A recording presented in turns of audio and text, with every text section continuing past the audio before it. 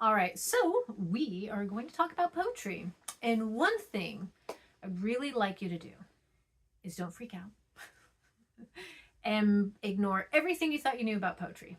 You probably know a lot, but my fear is you might be too set on one way of your understanding of poetry. So we're just going to like clear your mind of all things poetry. And then I'm going to help you kind of get a better footing on the understanding of what we know poetry to be, because it is an absolute art. It is the footing of pretty much all things that we do in literature. Yes, but also there's a lot of things that I think when people hear poetry, they have this knee-jerk reaction to do poetry in very traditional form, and we want to kind of like nix that. So let's start from the beginning. And again, please erase all things you thought you knew about poetry and let's start anew. Okay, so when we think about poetry, poetry originally started from the ancient oral traditions, as pretty much all things did in all cultures, right? Um, we used it for storytelling, to explain history, maybe certain rituals, entertainment, maybe explaining how the world works. Like poetry is initially, I guess you might see it as song. You know how we have songs now. Poetry, very similar to that, rhyme, rhythm, beat. Um, but its ultimate goal was to tell a story.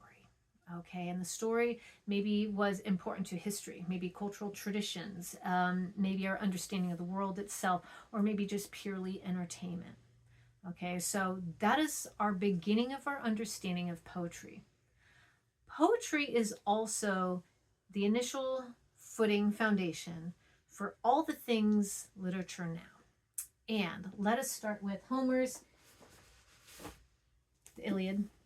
Okay, the Iliad, one of the very first journey stories. If you love Tolkien's Lord of the Rings, you can think Homer's Iliad as well as Homer's Odyssey. These two are these stories of the stories. These are epic poems. So when you're using the word epic, you're probably using it wildly incorrectly and completely doing a disservice to the stories that are truly epics. So take a look at, I have the links for Homer's Iliad and the Odyssey. As a heads up, obviously they had to be translated for us to understand them as we, as we read now. And you'll notice there are different ways in which they have been, I guess, translated is kind of what we are looking at here. So anyway, that being the case, what I have linked there and this one here, they're all going to have different translations. That's okay. They're still saying the same thing. Anyway, that being the case, I just want you to be mindful. If you get a book and you get like some links, the older translations are going to lean more closer to the original telling in the original language versus as we have it now, which is going to be a little bit leaning towards, I guess, the language we would use now versus, when it was initially translated. Okay. The Epic of Gilgamesh is in there too, if you want to take a look at that. Mesopotamia is where the Epic of Gilgamesh took place versus ancient Greece, where the Iliad and Odyssey took place. Okay. Anyway, we talked before about diversity when it comes to the literary canon, and at this time, unfortunately, majority of what we use within our canon comes from like the Iliad and the Odyssey, and that's where a lot of our influence came from, ancient Greece, as we know. Okay. So the use of rhyme and mnemonic qualities, this was to help memorization because, again, when it's oral, you want to be able to remember it kind of like a song, like a jingle, right? So oftentimes they would use mnemonic and rhythmic devices to get people to remember them. Okay, poetry, when we talk about poetry in ancient civilizations, we're going to talk about Greek and Roman, Indian subcontinent, Chinese, and African traditions in the different types of poetries that I'm going to set forth. So we have the Virgil. I didn't put the Virgil in there. I don't think I could find it. But again, Homer is another one. These are epics, all three of these, the Iliad, Homer, and Virgil's the Aeneid. those are all going to be examples of Greek and Roman poetry. Indian subcontinent ones that are written in Sanskrit, but I believe are translated. Well, I believe are translated. Ramay. Oh my God, I say this wrong every time. Ramayana. Sorry, had to say it. Ramayana is one of them, and Mahabharata is going to be the other one. So anyway, if you click on those, they are going to give you links that have been translated. Oftentimes, the translators will explain why they translated it the way they did. It does matter, so consider that as you are going through. Chinese poetry. I don't have a whole lot of the ancient Chinese poetry links on here. We talk about Confucius. Confucius say, right? There's oftentimes people will reference Confucius as it's certain what do you call it? Certain poets. So Li Bai is another one, and Du Fu is another. Oftentimes they're hard to find, not written in Chinese. At least for me, I couldn't find ones that were translated into English. If you have links to those, please send them to me. I will add them. So I have what I have that I could get you. I apologize, I don't have more. Okay, African traditions. For these, I do have a link to certain African authors. We have Chua Achebe is one of them. You can take a look at that. But also, something that I think is really important is looking at the oral tradition of poetry and storytelling within African traditions. I do have a link in there that I think is really important. If I had more time that I could, go over all the different types of poetries, I would absolutely cover even more of these. But please take a look at understanding. Again, it's the same thing. We talk about folklores, myths, epics are in all of these different types of cultures and ancient civilizations. So important, take a look. This is the history that leads us into poetry as we know it. Okay, so we're going to lean more into the medieval and Renaissance poetry just because it kind of leans into where we are with our American literature. And mostly I want to get into modernist and contemporary poems, and these are the footings of that. Medieval poetry, you can think of the Divine Comedy. I don't have that book with me, but I do have a link in there from Dante's. You've heard that before, Dante's Divine Comedy, and I believe that is the 7 rings of hell and purgatory.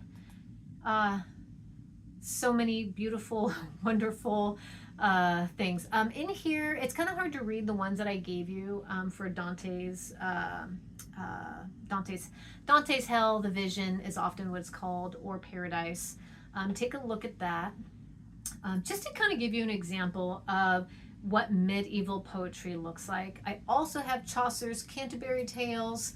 Bath of Wife is the comedic. That's one of my favorites. I actually love Wife of Bath, sorry. Let's see what I don't know if I have I haven't clicked it. Anyway, you can find that in there. These are kind of hard to read if you haven't read this type of English before, right? It might kind of throw you off. Sometimes Y's or T's, but it's a really great opportunity to really understand where a lot of our poetry comes from. So Chaucer's Canterbury Tales is probably one of my favorites, and the link that I have there is great. So take a look at that. Get yourself, Get yourself used to just kind of checking out all the links that I have there. Read through, even if it's just a little bit, enough to be able to say, oh. And if you find yourself confused or going, I cannot figure this out, read more, and also look at what the translators are saying. And oftentimes, I think the Canterbury Tales, do I have it there? Oftentimes they'll have underneath, they'll have asterisks with definitions to help guide you. So I'm not going to go really deep and dive into all that because, again, we'll talk about why I don't, because this is what our understanding of poetry is things like Renaissance poetry.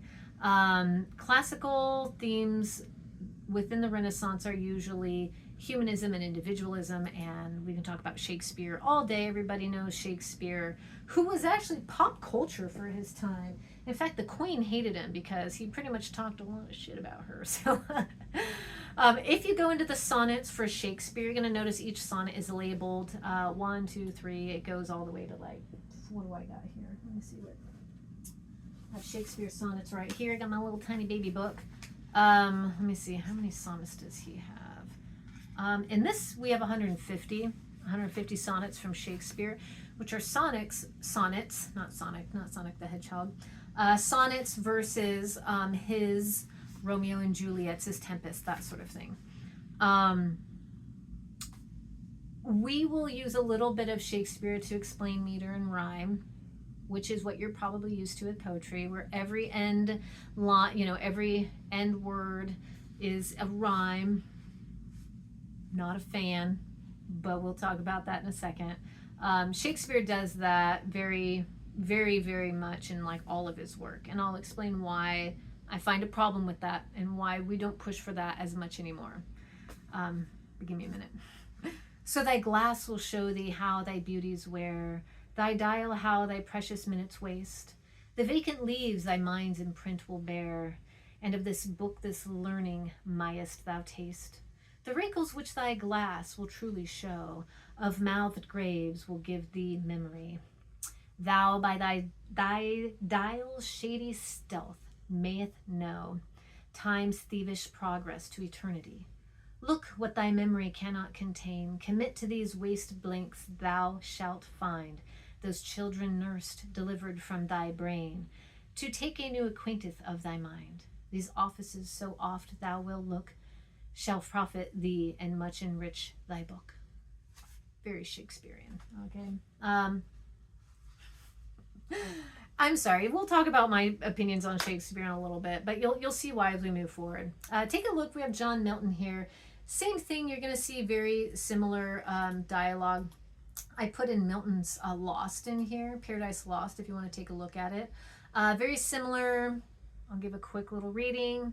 Reaching beyond all limit when at one blow, unaided could have finished thee and whelmed thy legions under darkness, but thou seest, all are not of thine train. There be who faith prefer in pity to God, though then to thee not visible, when I alone seemed in thy world erroneous to dissent. From all my sect thou ceased, now learn too late how far sometimes may know when thousandth err. Okay, anywho, you get it. And Edmund Spenser, same thing. Take a look at his there. Which one did I put? It's probably going to take a second because I have a bazillion things open. What did I put for him? For Edmund Spenser, I have... That doesn't matter. Take a look at Spenser too. His is a PDF, and I forget my PDFs. You'll see sometimes take a little bit of time to get going. Spenser, do I have anything here? I think I had it in my bigger book. That is right here. Oh, Edmund Spenser. Let's see what I got from Spenser. Oh, that's Tennessee, Lord Byron. Okay, by the way, be grateful I didn't make you get one of these larger books just to get into the literature. I provide everything via link. Please check the links. The reason, again, why I did that is so that you didn't have to get 150 of these thousands of books. Like majority of the books, you'll see the reason that shelf is all fallen down is because I'm pulling out all my books for this particular topic, which is poetry. So anyway, I do love poetry very much. It's one of my favorite topics. But I'm going to try and get through some of these earlier works to get to what my heart is set on, which is modern and contemporary poetry. Okay. Romantic period, again, that is Lord Byron, Samuel Coleridge. Let me see if I have anything in here from Samuel. Lord Tennyson. I shall not see thee, dare I say, no spirit ever break the band that stays him from the native land, where first he walked when clasped in clay. no visual shade of someone lost, but he, the spirit himself, may come, where all the nerve of sense is numb, spirit to spirit, ghost to ghost. Tennyson, Lord Tennyson, and Coleridge and Wordsworth, majority of them, they lean very romantic, oftentimes. So those are, when you hear about love poems, majority of the time when we think of poetry, we're thinking of the Byrons, we're thinking of Coleridge and Wordsworth, we're thinking of these romantic periods where they, emphasize emotion and nature and the individual experience, which is very ironic because I think, unfortunately, this leans into the current state that we're in of individualism, because we find it so much easier to focus on self than other, which I think is why when people think of poetry, they think of it kind of like self-centered love, which they're not wrong, because majority of the time we pull from the romantic period because that's what we think poetry is. But what we want to lean into, and this is a thing that I'm going to push for as we move forward, is understanding the true power of poetry and writing and literature, and that is understanding how we can apply humanism, right? And yes, personal experience and the human experience into our work, not just as individuals, not just for individualism to say, oh, here's my experience, but the goal here is to share our experiences. We've talked about that before. What is the shared experience of the work, and how can it compare to what others might be experiencing? Okay. Alrighty, here we go. We already understand our idea of and concepts of poetry as romantic and loving and, Lord Byron and blah, blah, blah. We're going to pull away from that. We get it. We understand that originally these were something that, it's a great foundation. Shakespeare did a really good job of helping us to understand human nature. I do really appreciate Shakespeare for that. There's a reason why, like Romeo and Juliet is so timeless. And, a lot of his other works is because he really touches on humanism. And yes, individualism, of course, but also the human aspect. I'm picking on Milton and Spencer and stuff. I don't mean to. I apologize. It's not that I'm undermining their work as much as I really want to pull away from what we think we know about poetry and really look at it as a very powerful art form. Yes, we're going to do that. That being the case, I'll get into traditional forms and line breaks and rhyme and meter and all that in just a second. But I want to introduce you to modernist poetry. Okay. In the link, I really want you to take a look at some of my absolute favorite poets. And that would be William Carlos Williams, E.E. Cummings, Ezra Pound, T.S. Eliot. Every single one of these, the reason why I love them so much is that they break away from the traditional form and they say, okay, and they do their own thing. But they focus on not just understanding like how poetry works, but in understanding how poetry works, they then break the rules and create something more beautiful and lyrical and almost kind of mind-blowing in my personal opinion. So when I first read William Carlos Williams' Red Wheelbarrow, I think I put that link in here. I didn't. I put a lot of different works in there, but that's okay. That's fine. We love William Carlos Williams. He's one of my favorites. Take a look at the link that I give you and notice and compare the difference between when we were just looking at those romantic poets that, beat the path all the way up until our 19th century, when we start to look at understanding the modern way in which we now use language. Okay? The brevity, the ability to use imagery very succinctly and give you exactly what we want you to see in a certain way. It's very important that I say that because imagery is the key, right? Versus I have to say all these things because I can't think of the word that I want to say.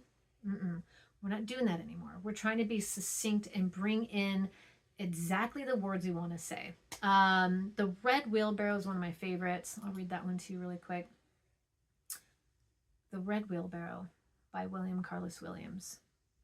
So much depends upon a red wheelbarrow glazed with rain water beside white chickens. I love that poem. When I first read that poem in high school, I was like, what? And the reason why is the succinct brevity and intention behind every single line and every single word. Okay?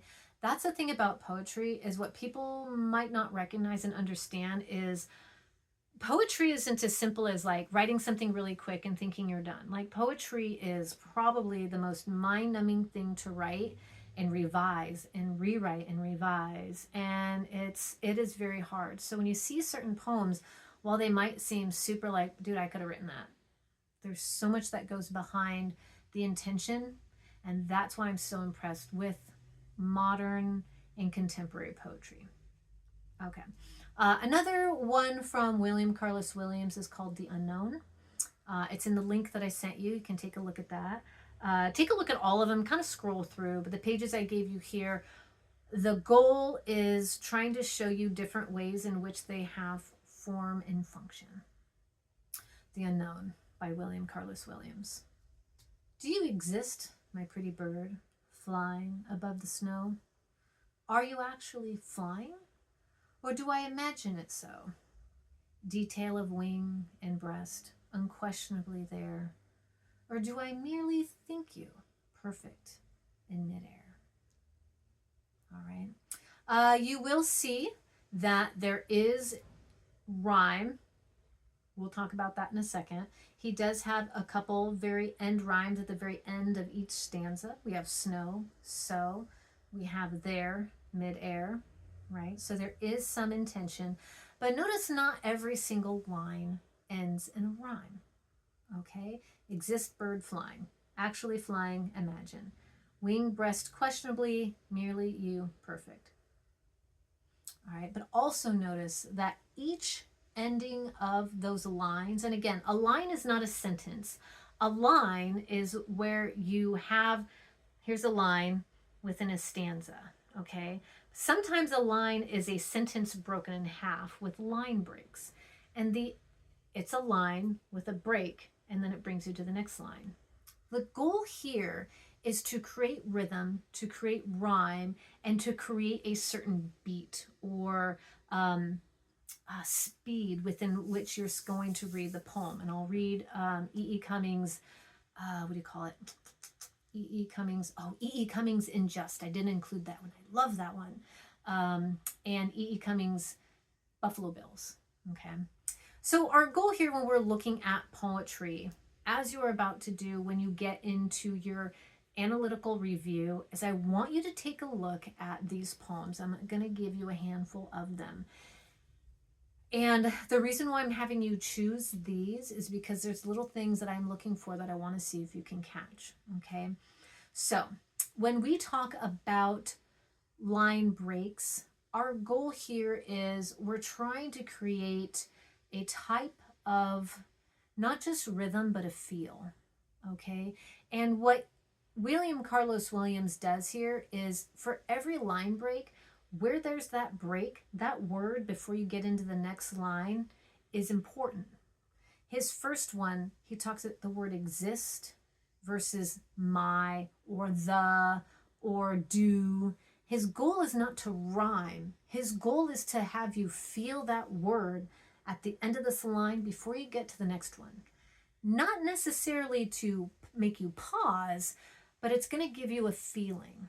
And so the first line, do you exist, first of all, is like powerful. Do you exist? That word exist is intended to be the last word of that line because he's trying to get you to feel something. The problem is the word exist is a very abstract word. Concrete imagery is what you would want to lean more towards when you were writing poetry because you need to give a visual. If you keep using the word love, what does love even mean? I need you to show me love by using imagery. That's what we talk about when we talk about imagery and why it's so important. This is why oftentimes when I think of love poetry, we want to be more mindful of the words that we use, and we want it to create a feeling. So here, another thing that Carlos Williams does is he doesn't include a type of bird, he just says bird. The problem with that is it opens up so much for us to go, well, what kind of bird? Well, obviously a bird that's flying, but what kind of bird is flying? So the reason why this poem is so importantly named The Unknown is because of how little detail he gives, which to me is super annoying because I need my images. But his intent behind that is intentional, like obviously. So, do you exist? So already we have this abstract word of an abstract notion of what does it even mean to be existing. Then he talks about my pretty bird, but he doesn't give us the type of bird. We don't know what we're looking at. Versus his other poem where we have white chickens. We know what we're looking at. We see where we're at. There's no hiding what kind of bird, white chickens. But here, we don't know. We do know it's a flying bird. And we know it might be a bird that still hangs around during the snow because it talks about above the snow. So he gives us just enough to have an idea, but it has to unfold based on the imagery and things that he's giving us, time and space. Space being geography, snow. Where's the snow? When we talk about contextualization or the context in which a poem is written, when you are doing your analytical review and you talk about context, it is also the context of the poem itself and the setting. And here we can say that it is during either winter or in a place that maybe has perpetual snow. We don't know yet. Okay. All right. In his next line, the reason why I'm breaking this down is because I'm giving you an example of how I want you to start talking about poetry and poems when I give them to you. All right. Stanza number 2. Are you actually flying? Again, we're using actually. It is an abstract term. It is questioning. Does it exist? Is it true? He's even asking it because he's like, are you actually flying? So again, we know that this bird is a flying bird. Notice he uses flying twice so far in his poem. So the bird never lands. It's up there. Is it really up there? Is it existing? He's questioning a lot of things. There's a lot of unknown, hence the title. Okay. Or do I imagine? Again, when he does that line break, he's using that word imagine. We've got exist and we have imagine. Okay. These words are very potent. They're important. They're the essence of the poem because we don't know. This is what we want to focus on. Why is he using the word imagine? Why is he using the word exist? What's the intent behind the poem? Okay. Or do I imagine it so? If he were just to put, do I imagine it so, with a question mark, that one line, which is a sentence, would absolutely take away from the intent of having that line break. So we really focus on that word imagine. He's trying to give us a feeling. He's trying to give us something. And by doing that line break, that's what he's doing. Okay? Detail of the wing and breast. Again, line breaks at wing, line break at breast. Okay? So here again, when you hear detail of wing, that line alone makes you pause and gives you visual. Even though you don't know what kind of bird, you have an idea in your head. All right? And when he says detail of wing, while he doesn't supply or give us actual detail, we now are kind of set here having to use our imagination. Imagining. Remember, he uses that word imagine right above. Imagine. And now we're trying to figure out, what does that detail of wing look like? Spread, collapsed. Spread, collapsed. Okay. And then breast, we already know the breast of the bird. Doing this, right? We can feel it, we can see it. As the wings expand, as we see the detail, we also see the detail of the breast of the bird.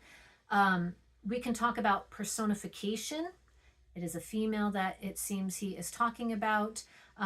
We would imagine the breast also being a touch on the feminine body. maybe a touch on the sexuality of it. That is something where that I would imagine it's somewhat of a love poem. We could read that. I would say we could read that based on the way in which he's telling this particular poem. I'm sorry, the narrator of the poem. We do have to pull away the artist from the art and recognize that the poem itself is not the voice of Williams. It is actually the voice of the narrator of the poem. I hope that makes sense. So it is not Williams, it is the narrator of the poem. So whoever is speaking here is telling us this somewhat love story, it seems, of this particular bird they see. Okay. Detail of wing, breast, unquestionably. Again, we've got another word in there that is very abstract. It is open to interpretation. It is thought-provoking. Exist. The word exist is thought-provoking. The word imagine, thought-provoking. The word unquestionably, thought-provoking. Okay, there's the words that they are using here have a very commonality between them. These are the things you need to be looking for in your poems as you are doing analytical reviews. Okay, the detail of the wing and breast, unquestionably there. All right, so unquestionably there. The use of the word there with unquestionably above changes your thought process. Unquestionably, it is there, it exists, it is there. Okay, or do I merely, again, we're talking about imagine, we're talking about actually exist, merely, or do I merely think you perfect in midair? Okay, we look at that word perfect, pretty, ways that they are describing it. And again, instead of using the word flying, he uses midair. The midair and the there, you're going to notice that his choice of words does create a type of alliteration, a type of rhythm. There is tent behind it. Oftentimes, I would prefer there not being too much rhyme, because my fear is rhyme takes away from the intent of poems, which is to create a feeling. And oftentimes, when you use too much rhyme, it takes away from the point of the poem. Anytime you've ever written a poem when you were in elementary school, they're like, make sure that you have a bunch of end rhymes, and you would try and rhyme orange with something. Orange doesn't rhyme with anything. Or bee, or tree, or thee, or blah, blah. When you're doing that, because you're trying so hard to rhyme words, you're not helping the imagery. You're not helping the poem along. You're actually taking away from it, because you're trying harder to rhyme than you are to tell the story. So I want you to be mindful of that when you are creating poetry and when you're reading poetry. Do the end rhymes take away from the work? I would say for Williams's poem, The Unknown, it actually doesn't. Didn't even notice. I'd have to go back and look through and see what the rhymes did. Okay. All right. So that's a William Carlos Williams poem. Next, we're going to talk about E.E. Cummings. Now, E.E. Cummings' poem, again, we're using Buffalo Bills here. The link that I sent you, I apologize. You have to click the button to turn it, because it's this way. You got to do it like this. So don't panic. Just do that. Okay. You can also Google this. It's like one of the most common E.E. Cummings poems aside from In Just Spring. Oh, I love that poem too. Okay. Buffalo Bills by E.E. Cummings. Buffalo Bills, defunct, who used to ride a water-smooth silver stallion and break 1, 2, 3, 4, 5, pigeon just like that. Jesus, he was a handsome man.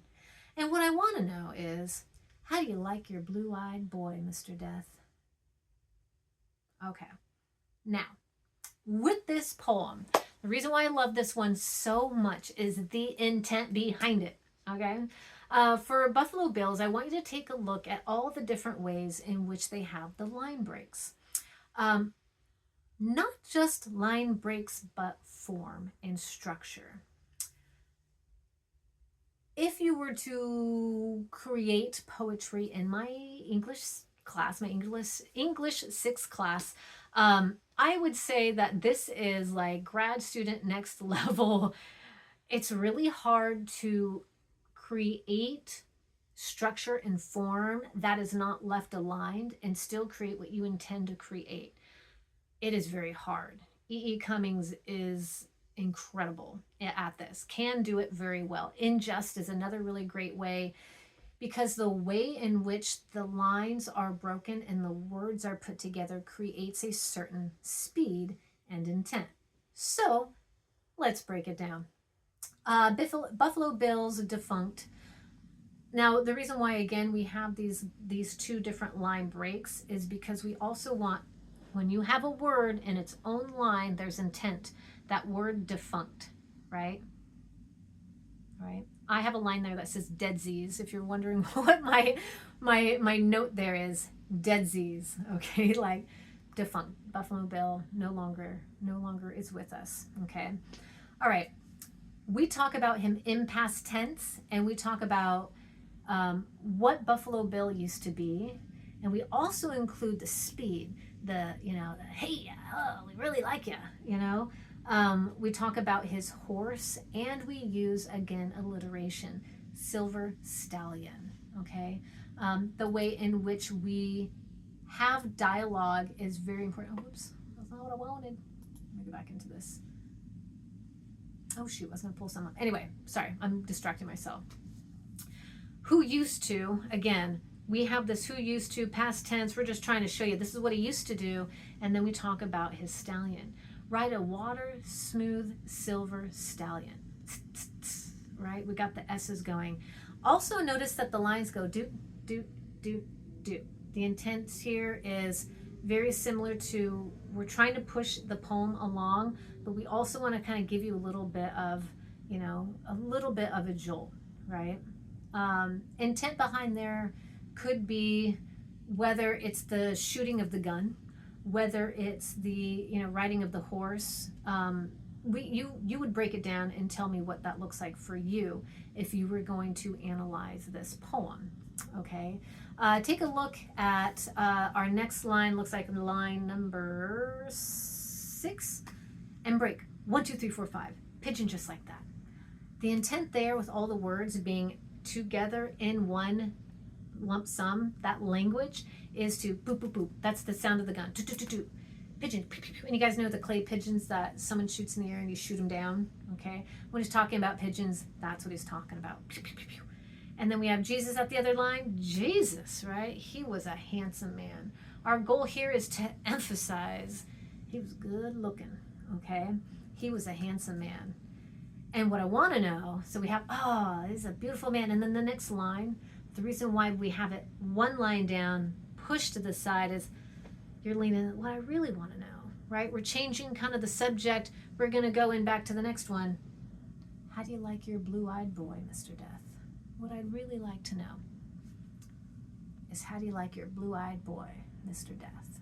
Okay, notice as I'm leaning back and forth, that's what I feel as I'm reading this poem. As I'm talking, but what I'd really like to know, how do you like him? Okay. And blue-eyed together, blue-eyed boy. We also are creating a type of rhythm.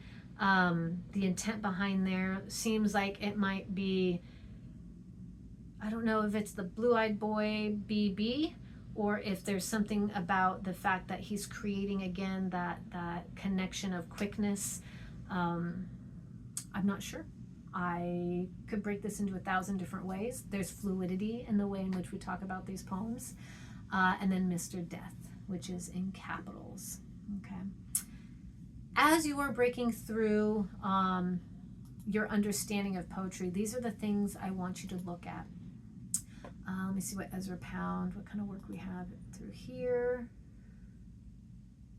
Ezra Pound, it looks like in their work we have rhythm and rhyme, ways, days, lays, quivereth, breath, death, ways, praise, championeth, setteth, delays, ways. So there are some poems in here that do have intentional rhyme schemes. Let's see what T.S. Eliot, what I've got from here. This is 1962. Oh, heavens to Betsy. Sorry, I'm going to scroll through it because for some reason my links didn't go straight to the poems, which I don't know why I didn't do that. All right. T.S. Eliot doesn't have as much modernist as the others. The same thing with Ezra Pound, but they still have a new modernist type of focus, which is a little bit of fragmentation. That's what we see in E.E. Cummings and William Carlos Williams. Um, they're focusing on a new language. They're trying to pull away from the romantic medieval Renaissance type of poetry. What are you seeing in these poems is my question to you as you're doing your analytical review. Okay, elements of poetry. I pretty much walked through a lot of this with you already, but to kind of break it down, when we talk about traditional forms, that's we're talking about, that's the Shakespeare, that's the, I guess Yeats does a little bit of it. That's Milton and Spenser and Byron are very traditional. And these traditional have sonnets and haikus and limericks and ballads. And I'm going to give you a little example of some of those in a second. Traditional poem, they have the fixed rhyme schemes, they have the meter, they have the stanzas. The stanzas, if you didn't know what a stanza is like you have line, line, line, and then you have a break, and then you have another line, line, line. Those are stanzas. Those are each stanzas. Sometimes you might have 4 lines per stanza. Maybe next is 2 lines per stanza. Stanzas are just the connected, the lines in their own little space. All right. Maybe I'll put I don't think I have an image. Maybe I'll put an image in there so you can see what I mean. Free verse is very much like Buffalo Bills and In Just and those types of poems where they don't have a consistent rhyme or meter, and they're emphasizing the natural rhythm of the language, and that's the art of it. There is the art that comes with the rhythm and that comes with the fixed verse and stanza. It is hard to do. It is very hard. It's hard to do that and still say what you need to say, right? You can be all for traditional, and you can be for free verse. You can be for all the things and find power and beauty in each. I personally pull away from fixed rhyme schemes and meters and stanzas because I see oftentimes with students they get so bogged down with trying to find rhyme that they're not utilizing the importance of the imagery, which is why I really prefer the free form, but with intent, with the use of line breaks. Go ahead and click on those links. They're going to show you a little bit more understanding of what traditional form looks like. Because they are PDFs, they might take a second to load on your screen. You can always download them. Traditional rhymes, again, I have a free, contemporary free versus pattern options here where you can take a look at, like, let's see, what do we have here? So contemporary free verse patterns favor sound similarities. Because modern poems are printed, modern poets utilize visual elements. And I guess that's the difference. When we talked initially about poetry, the reason for the rhyme, the reason for the mnemonics, the reason for this pattern was we needed to create something to be able to memorize so that when you spoke or you said these orally, they had that rhythm, they had that rhyme. But with modernist and contemporary poems, we have them written, so we use the visual in order to give the intent. So hopefully you were following along in some of the visual, or you go back and look at the poems that I'm talking about to really help you. And I apologize, I don't have it behind me or in the screen in front of me. If I can figure out a way to do that, absolutely. I'm techie, but I ain't that techie. Okay, so that's the reason why I like that, is because I think it's the visual aspect of it. It's the intent behind those line breaks. Oftentimes you'll see big spaces when you look at In Just by William Carlos Williams. You're going to see oftentimes bigger spaces versus smaller spaces, whether that's the words together, the words apart, the intent between that space. What is it doing as you're reading it visually? That's the goal. And this is why I love contemporary poems so much, is because of that visual aspect to it versus the ability to memorize the poems and to be able to, repeat them. I guess that's maybe, I would say, why I have a preference. There's also, if you talk about contemporary free verse, varied indentations of lines. Remember, I talked about in Buffalo Bills, there would be a line, and then below the line starts here versus left line, right? The intent here is, we still have what feels like the same line, but it's on a different line itself, and continues on a certain pace is its goal. All right. And then what also I like about it is with contemporary free verse, we have varied rhythms. It's not predictable. They are not fixed, and I like that. The use of repetitions or anaphora can create the rhythms. And so that's what I like. And we talk about, if you look, I included images of what assonance, alliteration, anaphora, all those sorts of things are to kind of help you out. So that's the reason why I think it's important when we talk about form and structure, and when we talk about contemporary modern poetry. How are they using those line breaks? How are they using anaphora? How are they using these things to create the work that they are, and why? That's what we want to know. What's the intent behind it? Yes, it is true that poetry can be, how do I say this? It's fluid in how you might read it, oftentimes. Not always, but oftentimes. And that's what I want you to kind of look for. So for sound devices, when we talk about rhythm, you're going to notice that I do have a link there for the different type of rhyme schemes. I'm not going to quiz you on it. And it's not that I am poo-poo against it, as much as, well, let me say that this way. If you are using a poem for your analytical review and you noticed a rhyme scheme, please use the rhyme scheme from this particular link. Again, if you need it, it's under our, let me get in there. It's under our Canvas page under the lecture. So take a look at that and say, let me get into there real quick. I have 1,000 links open, so my apologies. Okay. Alrighty, scrolling. Okay, so under sound devices, you're going to see rhyme, and under types, under that is going to be where you're going to find the different types of poems that we have there. Okay, we have a lot of different rhyme schemes. Again, I'm not going to quiz you, but if you are using a poem that you're going to analytically review, I'll give you some different options to choose from. If you use one and there is a rhyme scheme, you've got to tell me the rhyme scheme.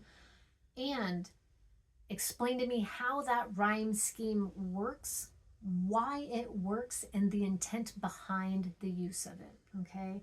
I'm not going to go and break down these each over and over. You can read it. I don't need to bore you with it. But I do want you to know what they are if you go to use them in your work, okay? Alrighty. Okay, types of rhymes, I want you to look at those. Also, when you are going to be talking about a poem, I want you to be very mindful of the intent of alliteration, assonance, onomatopoeias. You don't see them very often. I guess maybe you do. You probably see them in Allen Ginsberg's work. Yeah, Allen Ginsberg uses onomatopoeias. It's the ones where it's the bing, burp, pow, blah, that kind of thing. Words that imitate natural sounds, okay? And then the consonants, okay? So alliteration, obviously, it's the initial word in a line. Peter picked and pecked peppers, right? Okay, forgive the childlike imagery pictures that I used. It's just to kind of get you there. Just that they were quick and easy visuals that I wanted to use. So alliteration, it's that consonant sound, the initial word, P's, B's, S's. You see those often, those first words. Blue-eyed boy was alliteration, right? Those are the things you want to look for. Assonance would be the repetition of vowel sounds. We would do claps, hands, and, stamp, rain, Spain, main, plane. Look for those. Point those out in your analytical review. Again, onomatopoeias, if they're using words like bing, bang, boom. Okay, what's the intent? When you are pointing out these sound devices, explain to me why you feel that they are important and what the intent behind them are. Okay. And again, consonants are the sounds, repetition of sounds that are often the ends of words. Blade, blood, flash, flush. It's the first, but it's an end, rhyme, but the first words match, right? Again, flesh, flash, blood, blade. Those are my examples. Also, you'll notice in that little image that I use, bayonet, blade. Okay, that is alliteration. Okay. Let's see here. Okay, visual imagery, the appeal to sight. I want you to explain to me the imagery in which they use and why they use it the way they do. Okay. Auditory, if they're going to be using sound like a splash or a ping or whatever the word might be, what is the intent? Why are they using those particular words? Olfactory, if you can taste it, touch it, that's key. Those are the types of imagery you want in the work. How are they doing it? When we talked about the William Carlos Williams unknown, he didn't have the olfactory. In fact, it was almost too vague. It was too vague. We didn't really know how to pinpoint anything other than a bird that flies in the winter, right? We might be able to narrow down what that means. The question is, why was it unknown? Why was it in snow? What's behind the imagery that he's using?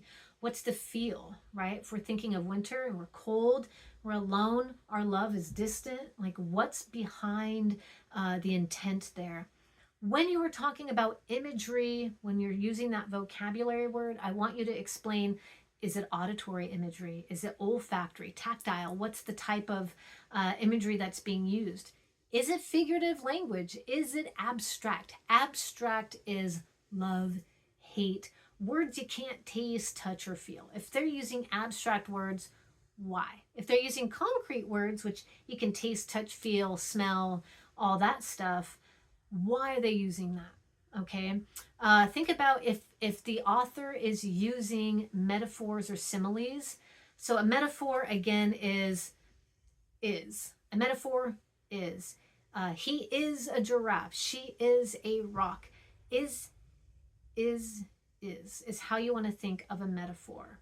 Versus like, which is a simile, which they're similar. He's like a cat. She's like the moon, right? These similar things are similes versus metaphor in which they are the thing, okay? Are they using metaphors? Are they using similes? What's the intent, okay? Let's see here. What else do we have? Sorry, I'm trying to get through this as fast as I can. If you're saying a poem that has meter and rhyme, again, tell me, what is the rhyme scheme? What's the meter? What does that say about the poem and why do they do it the way that they do it? There could be rhythm in a poem, but without meter and without rhyme. So rhythm, again, when we talk about Buffalo Bills, like da-da-da-da, right? And pigeons just like that. 1, 2, 3, 4, 5. Pigeons just like that. The intent behind those words being put together, that rhythm, what is it doing? Those line breaks, how are the line breaks creating rhythm? Okay, what's the intent behind that? And then symbolism. An object, person, or event represents something beyond its literal meaning. When we look at The Unknown by William Carlos Williams, when we are looking at that, they're using a bird. Why? When we're talking about a bird in winter flying, what's the symbolism of that? What do you think that means? What might there be a historical or contextual, like what's the context do you think that is intending the narrator in saying that? Okay. Allegory is a poem that tells a story where a character and events represent abstract ideas, moral qualities, or historical events.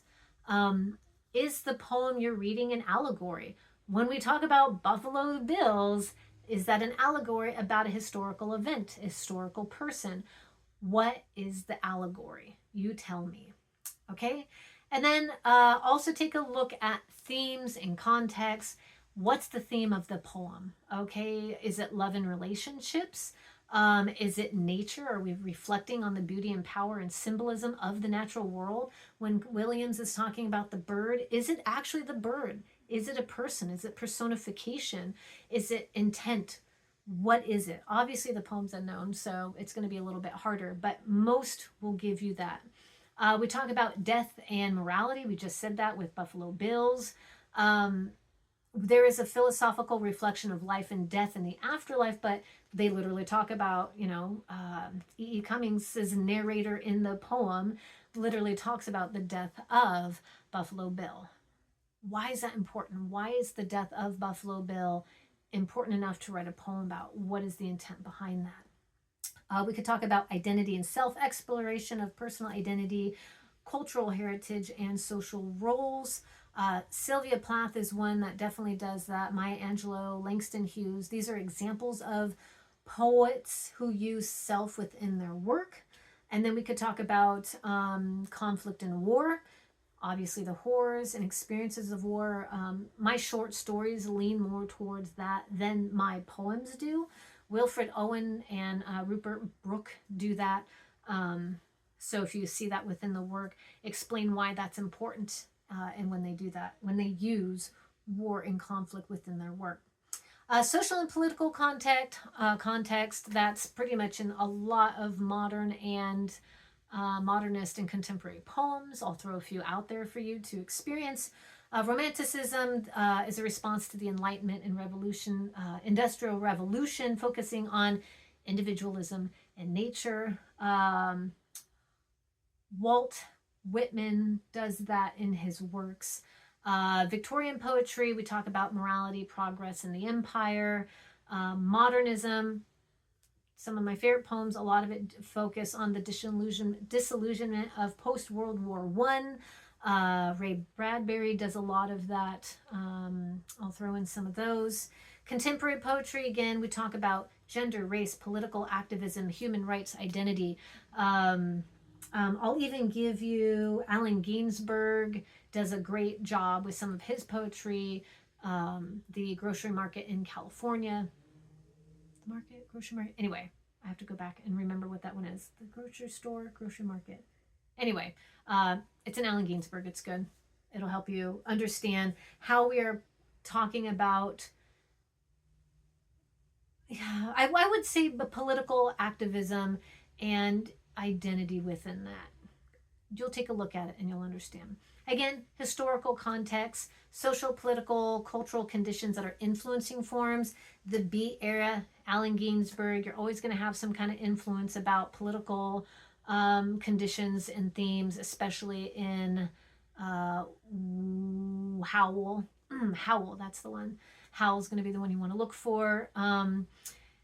Also, feminism, civil rights movements, all the things. When we talk about cultural context, we're going to talk about religion, ethnic traditions, oral traditions, anything that's going to include some type of folklore, that sort of thing. Okay. And then personal context, how's the poet's personal experiences and identity and worldview shaping their poetry? Obviously, we know that Sylvia Plath, that's a huge one. Same thing for Maya Angelou. Okay, I apologize. It's a whole hour of me talking. I know. But I really want you to feel incredibly confident when you are breaking down the poems. And I wanted to give you the history of it so you understand and recognize it.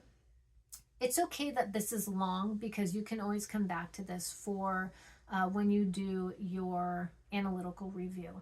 Our biggest thing here is being able to look at the work and tell me what you understand of it based on what we just talked about here.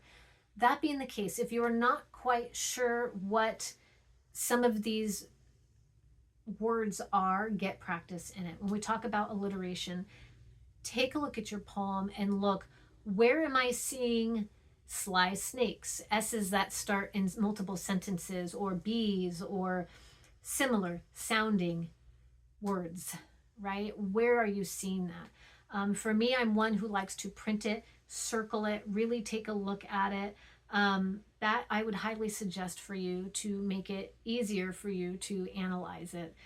Or if you've got like a tablet that allows for it.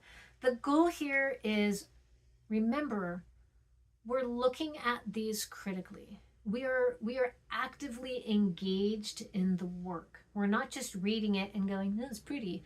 We are breaking this apart in every possible way. And the goal here is show me what you're seeing. When we talk about visual imagery and we see something that is more than abstract, instead of saying the word love, how did they show you what love was? Was it a touch? Was it a sound? Was it, instead of a daisy, now it's a rose? What are the images that are being used to show us something important? Because just like Williams didn't show us what the bird was, when we see it in the Red Wheelbarrow, we see that he does use white chickens. And when we look at that poem, and we'll get to this one, the Red Wheelbarrow, the reason why it's so important is the first two lines. So much depends upon. Remember, line break on depends and upon. We are feeling these two words. We know everything that comes beyond that is important. Red wheelbarrow. It's broken. Why is it broken? And why the word red? Okay, red wheelbarrow versus rusty versus, they could have used a lot of different types of words, but it was very simple. Red. Look behind me. Red. Okay. Glazed with rain. Why use the word glazed? Why not just wet? Okay. When you hear the word glazed, what is your feeling? What do you see versus wet? Okay. Do you see the glimmer, the shine? Does it change the way you look at the wheelbarrow, it just being red? Brighter. Something about it creates a contrast to the white chickens. White line break chickens. And if you look at that poem, you look at those end rhymes, those end words, sorry, not end rhymes, the last words in each line: depend upon, wheel, barrow, rain, water, white chickens. Okay. Is there something more to it? What is it trying to tell us? The simplicity within it gives us more visual than if he had been flowery. If he had gone on about the rest of the wheelbarrow and blah, blah, it would take away from the power of the poem itself. The goal here that Williams is trying to do is give us something that is powerful in its simplicity. All right? Anyway, these are the things that I want you to look for when you are doing your analytical reviews. Break it apart. Tell me why these particular words are being used. Why these images? What do you see? What stands out to you? What might be the context, the historical context, the intent? Maybe because it is a modern poem, that's the way they do it. You can take a look at Walt Whitman's The Song of Myself. He gives you, again, longer lines. Every line is broken with, what do you call it, punctuation, whether it's a comma or a period. Well, for the most part, the intent behind it. And then for the long lines that are not broken with punctuation, the next line that is broken with punctuation is indented. Remember, form and structure. Why is that the case? Why is it that every line is broken with punctuation, except the ones that aren't broken with punctuation are indented with it? Okay? Intent is what I want you to be mindful of. What is the intent of the author, and why do they do it the way they do it? E.E. Cummings, we have I Carry Your Heart With Me. As a note, if you see brackets in the title, that's because the poem itself did not have a title, and what they're using is the very first line as the title. So whenever you see something in brackets, that means there was no title to the poem, they just used the first line. Very often, the first line is also the intent of the poem. So, okay. Anyway, when we look at I Carry My Heart With Me, I Carry It In, question for you is, why is the punctuation the way it is? Why is the spacing the way it is?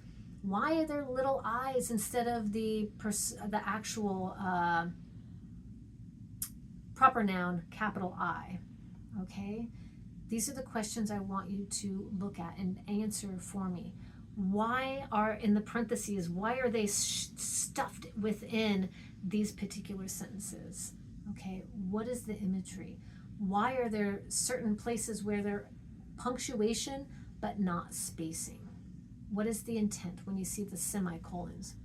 Why does the artist do that? Or why does the author of the poem have the narrator do that? And again, we've got Buffalo Bills in there. So I'm going to give you a few examples for your analytical review. I want you to take a look at them and really break down from when we talk about the elements of poetry, include as many elements of poetry as you can. I will be looking at your understanding of form and structure, sound devices, imagery, meter and rhythm, if there is intended meter, which usually the rhythm comes with it, symbolism and allegory, as well as themes and context. In the themes, if you're going to be using themes, we're looking at, is it a love relationship theme? Is it nature theme? Is it death and morality? Is it identity and self? Is it war and context? War and conflict. And then if you have social and political context, what are we looking at here? Is it contemporary, like if we're going to talk about the type of poem, is it romantic, Victorian, modernist, contemporary, and then the context, historical context, cultural context, and personal context. So, okay. Hopefully I gave you enough for this. I know it's very long, but there's reason behind that. I really want to make sure you understand exactly what we're talking about here. So, anyway, all right. Go ahead and go forth, enjoy yourselves. Message me if you have questions. Take this piecemeal, and you're good to go.